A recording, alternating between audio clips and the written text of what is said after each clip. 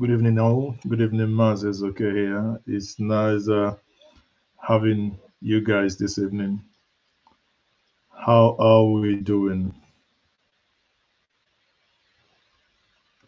How are we doing?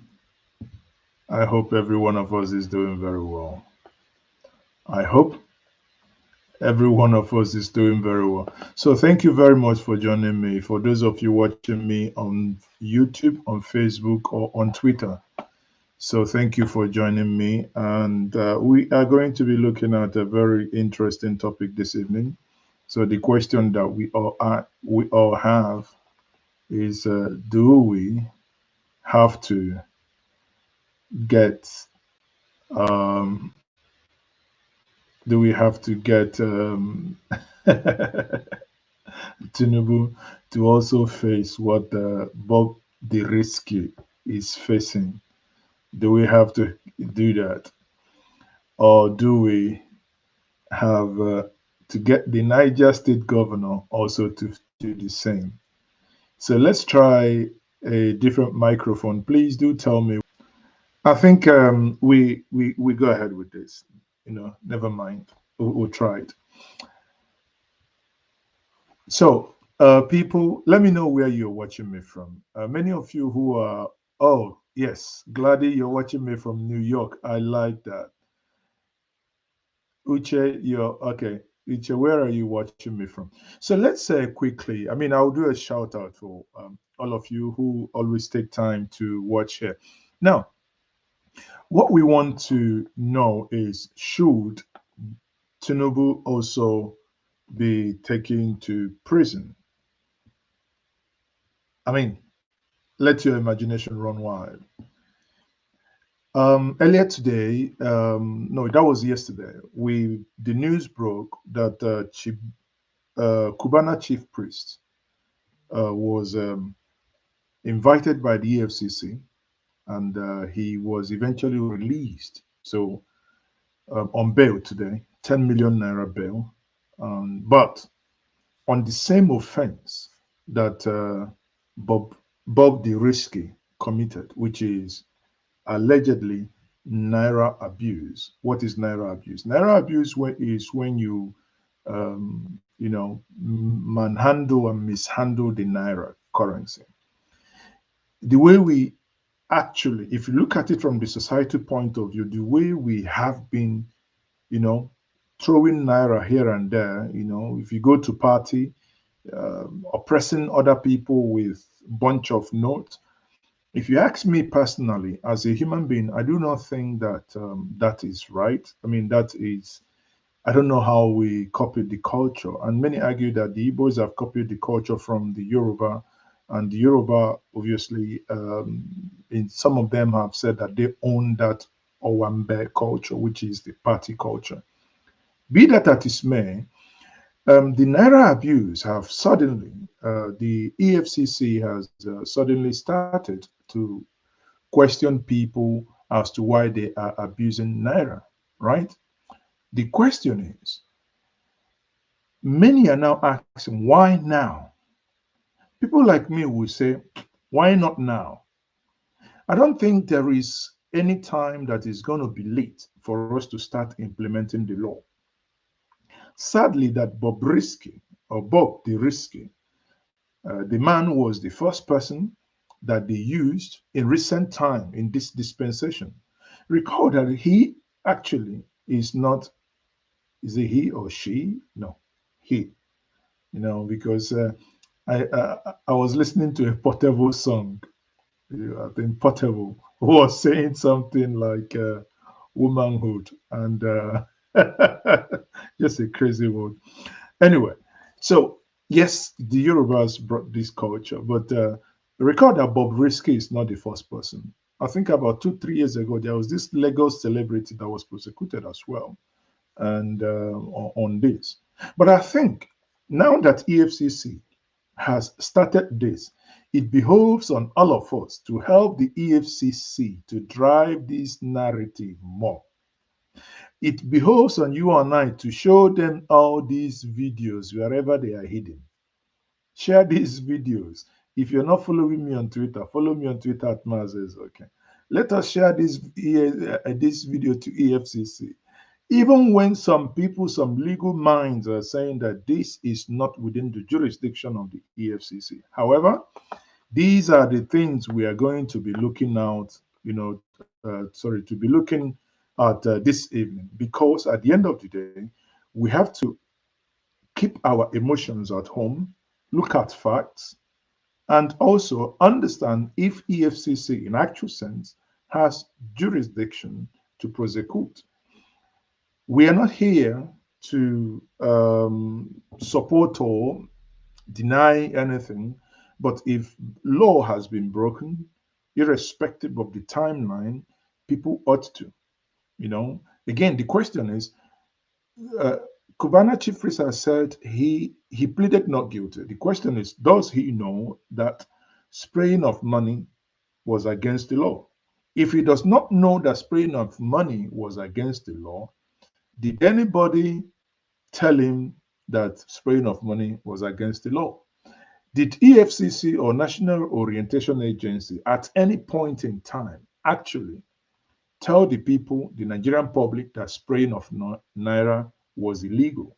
That we do not know. Now, let's get the ball rolling. Like I said before, when he was taken into the EFCC office. Let's bring the video here. So for those of you who may have not seen it, so this is the Cubana ChiefPriest here as he was leaving the court earlier when he pleaded not guilty, and the sum of 10 million was used for granting him bail. Let's watch him.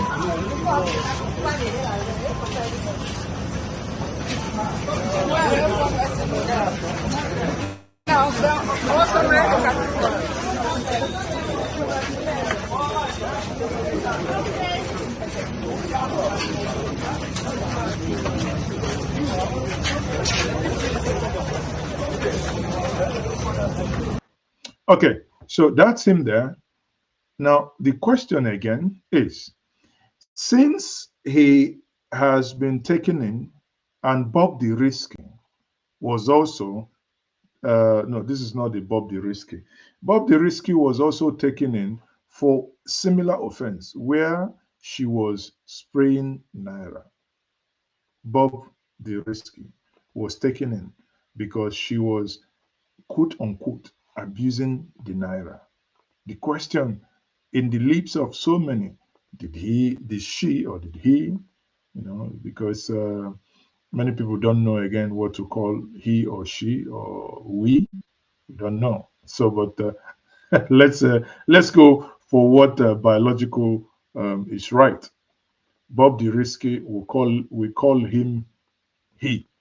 Okay, so now people have argued also that the reason why he was done in the way, he was put in jail, so to say, for 6 months without an option of bail is because of his transgender activity. There is this argument, and there is this school of thought that believes that BobRisky was used as a scapegoat to tell the LGBT and the cross dressers, those who trying to confuse the younger generation, to behave wacko or wacko-ish, to say step back. Therefore, that the reason why she was put behind bars is to say, if Nigerian government had tried BobRisky based on LGBT, then the UK, America, all these wacko countries will come in, and Nigeria will be having some issues and maybe in the news like Ghana is currently. So they thought the best thing to do is ignore the LGBT and the cross-dressing nonsense and say, okay, look at the crime that she has committed, and therefore using that to nail her. There are videos also that have also emerged where people now say there are a hold on other people that have also spread money. Look at this one.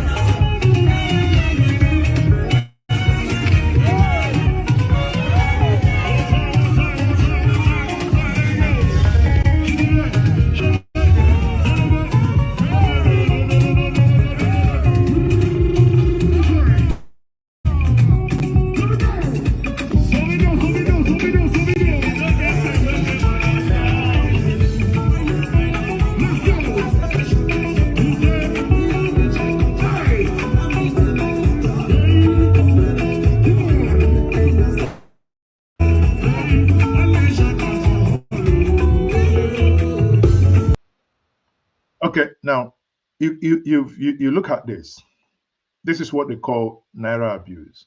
Now, how do you call this? Political dehumanization cum Naira abuse. Isn't that what we should call this, right?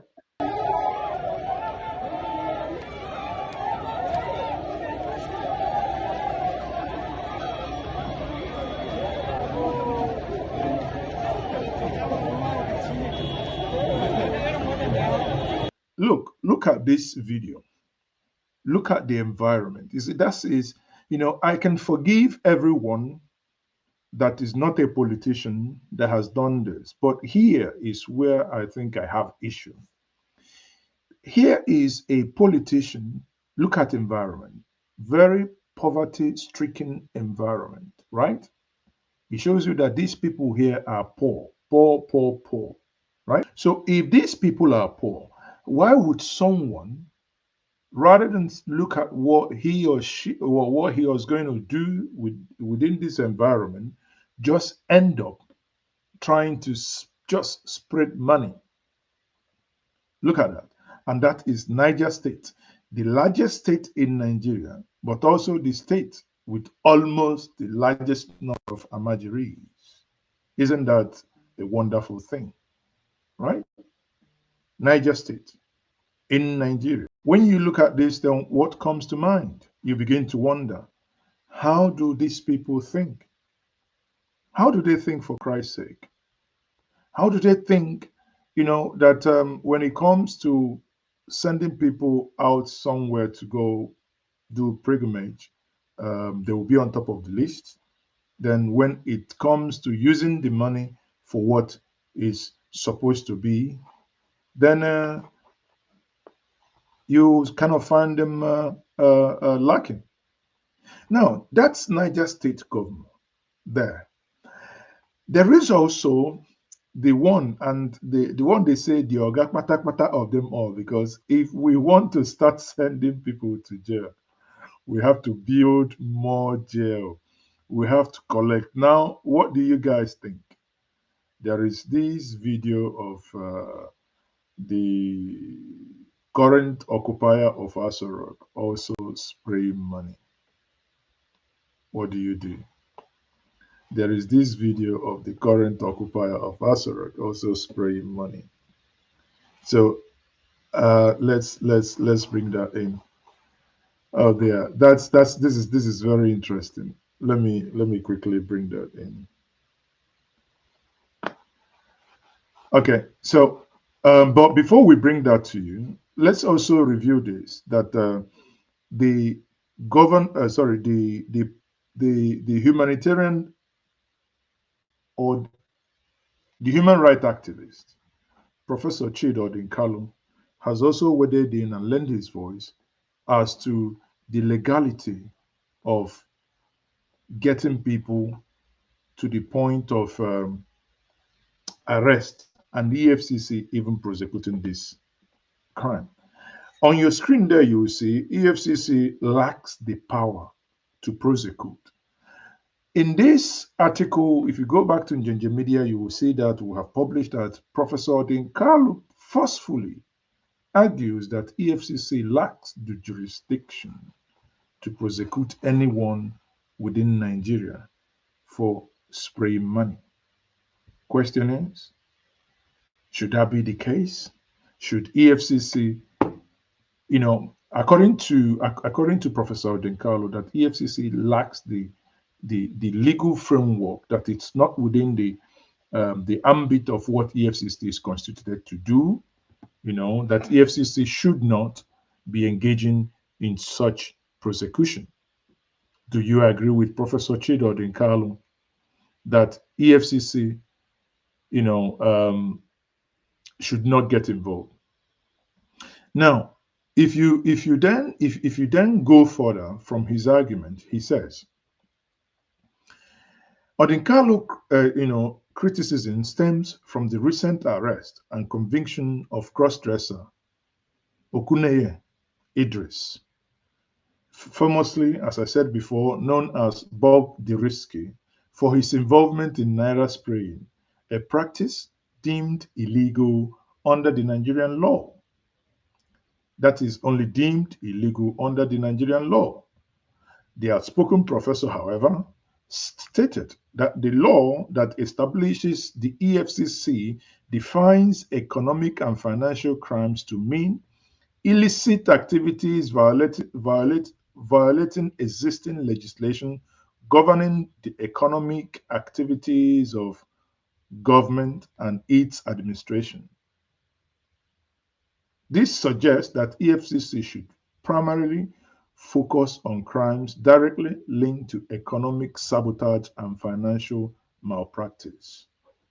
That is, according to the argument posited by Professor Chidi Odinkalo. You see here, I believe he has a point. He has a point. That is his own argument. So the question is, if EFCC is not going to if EFCC is not going to probe the acquisition, or rather the spray of money, the question then is, which agency does this fall under their remit? No one knows. Which agency does this fall under their remit? Is that the police? Or should there be a different agency that should actually be in charge of this? Having said that, I think there is also this, so I think my system is somewhat frozen. There is also this video of the current occupier of the Aso Rock seen in a video spraying the Naira. The video doesn't, anyway, the video doesn't want to play. The video doesn't want to play. So what we're going to do is, I'm going to talk about it, then I'll call it a day, because I need to join a space where I would also be speaking shortly. So, but I just want to bring this to our attention. Then the question is, if BobRisky has been jailed for 6 months, if Cubana ChiefPriest has been brought in for questioning and granted bail on a 10 million naira, and if in the same offense these two individuals are committed, if we now see that Niger State Governor also abused money, and as recorded in this video, that Bola Ahmed Tinubu was also seen in a video spraying money. Deductive reasoning, simple logic. If these individuals, two of them, should be made to face the law, is there any reason why the other individual or individuals shouldn't? Is it a case of immunity? Is it a case of all animals are equals, but some are more equal than the other? That is George Orwell in Animal Farm. Is it a case that there are two laws in Nigeria being made for the rich and for the poor? Is it a case of, well, if you have money, if you have power, if you have influence, then you are above the law? Then is it then a case that these individuals here mentioned are above the law? Okay, so let that for a moment sink in. Let that, sink in to a point that we begin to know, should Tinubu not be called to question because he also broke the law?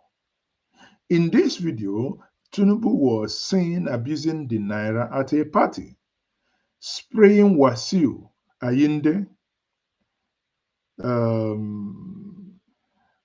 Wasiu, yeah, that's the musician was Wasiu Ayinde, right? So whatever is good for BobRisky and is also good for Cubana ChiefPriest should also be good for the head of the Agbado gang, the Agbadorians. Anyway, that's that's me saying that whatever is for the ganja, whatever is good for the chicken, I believe should be also good for the Ogaze. People, on that note, I say thank you very much for joining me. If my system allows me, then I will say good night and God bless us all. Bye for now. Ah, la, la, la, la, la, la, la.